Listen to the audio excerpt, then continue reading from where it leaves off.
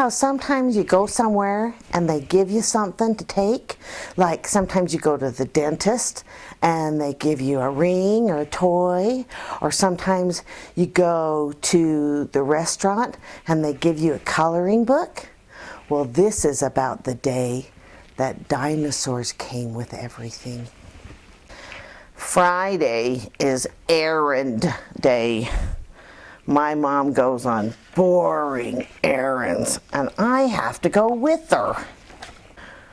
This Friday seemed like every other Friday, well, until we got to the bakery.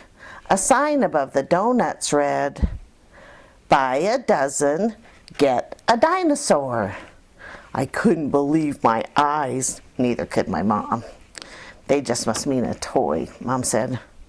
But when I took the box of donuts, the lady behind the counter said, "Hold on there, honey. Don't forget your dinosaur." And there he was. "Mom," I said, "it was a Triceratops." "What?" said my mom. She did not look happy. "How am I supposed to get that home?" The bakery lady smiled. Don't worry. He'll follow you.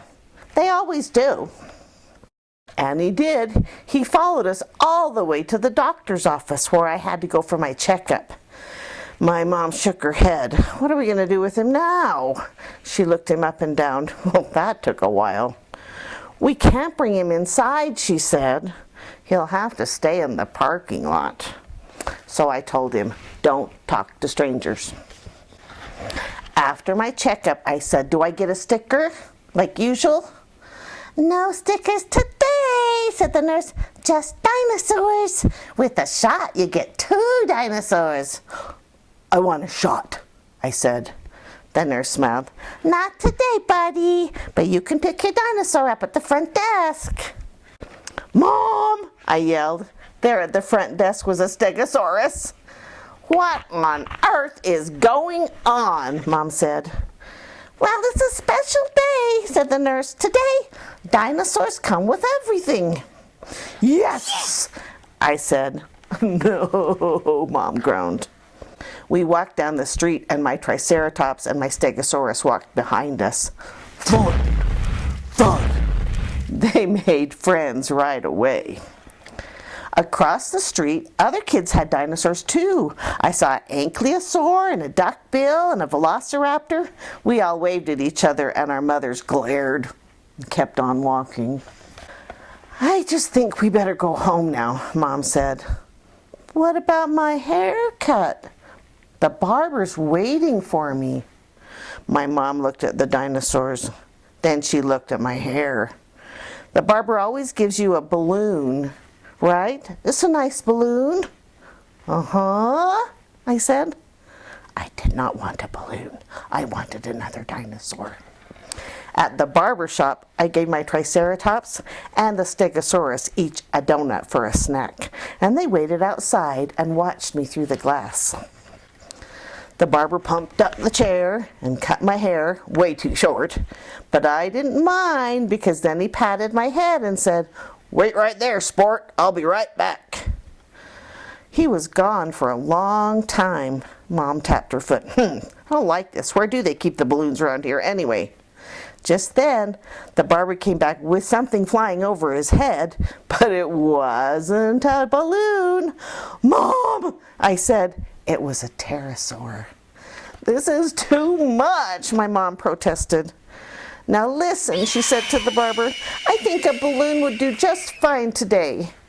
Don't you have any balloons?" "Sorry, lady, no balloons," he said. "You just get one of these." It was like that everywhere we went. At the shoe store it said, "Buy 2 pair, get a free dinosaur." My mom decided my shoes would have to fit a little bit longer. At the theater, we could hear the popcorn man saying, "Butter? No butter? You want a dinosaur with that?" My mom said we couldn't go to the movies that day. We'd have to go another day. At the diner, I wanted to stop for a hamburger, but then a girl walked out of the restaurant with a Tyrannosaurus Rex.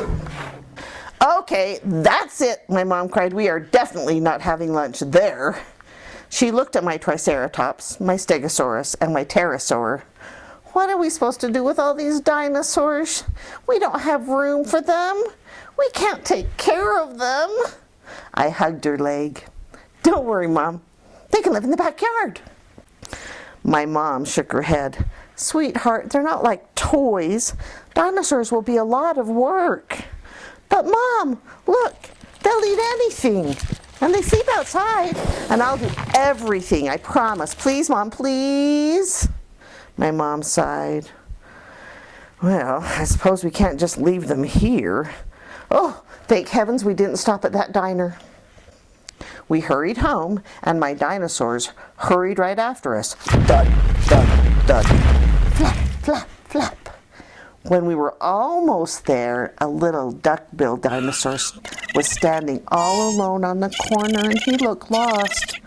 Mom, it's a baby hadrosaur, and he's all by himself. Sweetie, she said, we already have our hands full. And the hadrosaur followed us. It wasn't my fault. When we got home, my mom needed to lie down for a while. So I made lunch for the dinosaurs. Then I showed them where to go to the bathroom, and I told them, stay away from the neighbor's dog. He's mean. And then I showed them my slide and my tire swing and all the toys from the garage. And they seemed to be having fun, but they really went wild when I took out my frisbee. The hadrosaur had the first throw, and the frisbee landed up on the roof. I saw my mom watching from the window. Is everything all right down there? She asked. Everything's fine, Mom. We can get it down. And my pterosaur flew up and plucked the frisbee out of the gutter. My mom kept watching. She looked at him for a while. The next thing I knew, she had him cleaning her gutters. Then she came out to the backyard with a pile of wet clothes. These spikes come in handy, don't they? She said. Pretty soon my mom had thought of chores for all of the dinosaurs. But I knew they didn't mind. It just meant that now they were part of the family.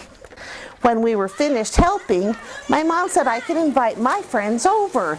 It was a bring your own dinosaur party. And guess what happened next?